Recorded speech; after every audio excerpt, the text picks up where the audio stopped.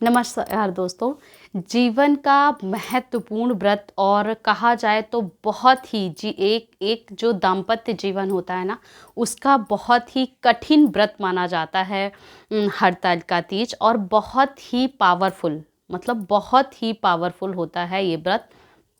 तो इस दिन की शुरुआत आप एक रात पहले से ही इसके नियमों का पालन करें कि आप जो भी चीज़ खाना चाहते हैं, जो जो जो भी दिनचर्या है आपकी, तो उस दिन उसको थोड़ा जल्दी कंप्लीट करें। आप एक स्थिर मन से, एक उत्साह के साथ कि कल मेरा उपवास है।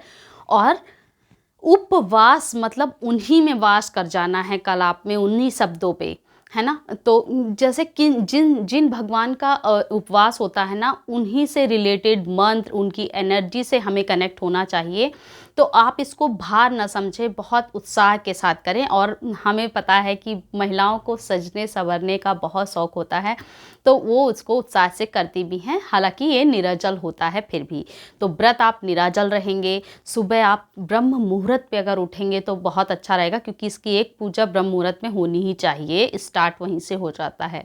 तो आप पहली पूजा कीजिए। और सबसे पहले आप अपने पूजा करने से पहले जो आपके घर की कोई मैरिड महिला जो है, उसको कुछ दीजिए ज़रूर, क्योंकि आप सुहागन हैं। और एक सुहागन को जब देंगे तो आपका जीवन बहुत अच्छा रहेगा। पहला स्टेप ये। फिर आप पूजा विधि जो भी करते हैं ऐसा निभाइए। और शाम में आप मंदिर ज़रूर जाएं, और वहाँ ऐसा श्रृंगार आपको लेके जाना है माता रानी के लिए। एक दुपट्टा आप खरीद सकते हैं, अगर आपकी अच्छी वो है तो आप साड़ी खरीद सकती हैं। और उनके लिए एक, शंकर जी के लिए एक अंगोछा ज़रूर लें। अगर आप कुर्ता मतलब रख सकते हैं वस्त्र के रूप में तो भी ठीक है। वैसे तो अंगोछा या धोती सबसे अच्छा होता है शंकर जी के लिए।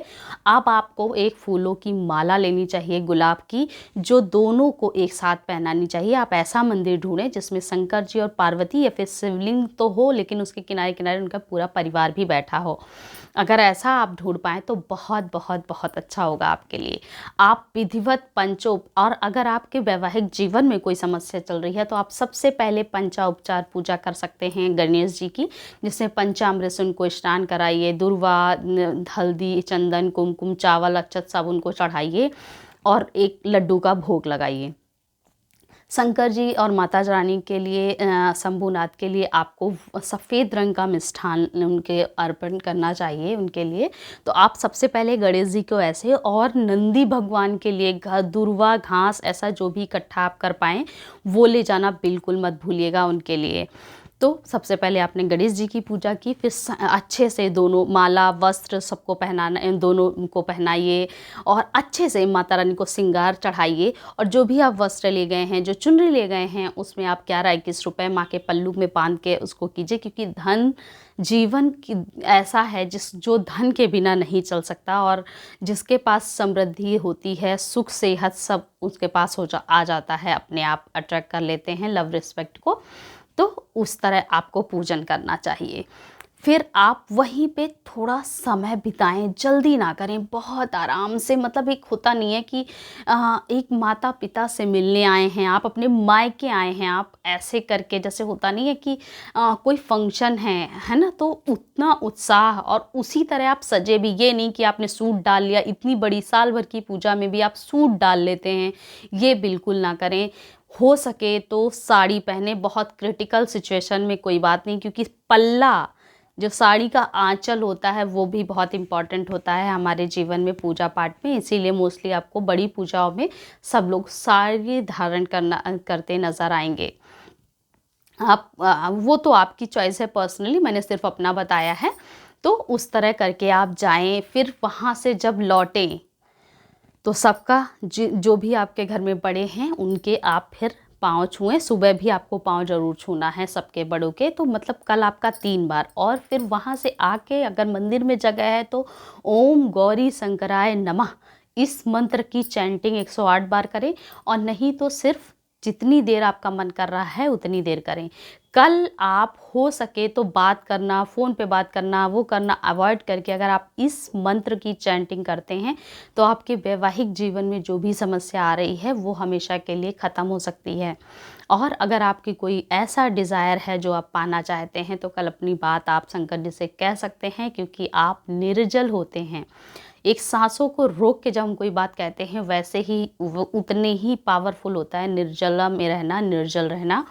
तो उसकी पावर और बढ़ जाती है।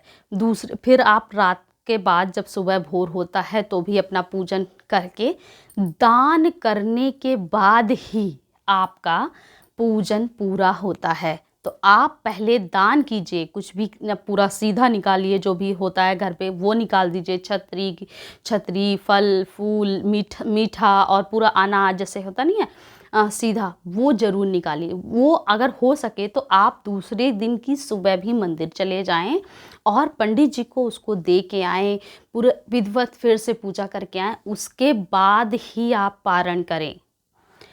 नहीं तो क्या करते हैं, सुबह जल्दी उठते हैं पूजन करके और कुछ खा लेते हैं। इतना जल्दी ना करें, जहाँ आपने 24 घंटा रखा है, रहे हैं आप, थोड़ी देर और रह के पूरे 110,000% रिजल्ट व्रत का जो एक होता नहीं है कि आपके अंदर समा जाएगा और साल भर आप इससे मतलब इससे आप पावरफुल रहेंगे, आपका ऑरा क्लीन होगा, डिवाइन एनर्जीज आपके संपर्क में रहेंगी।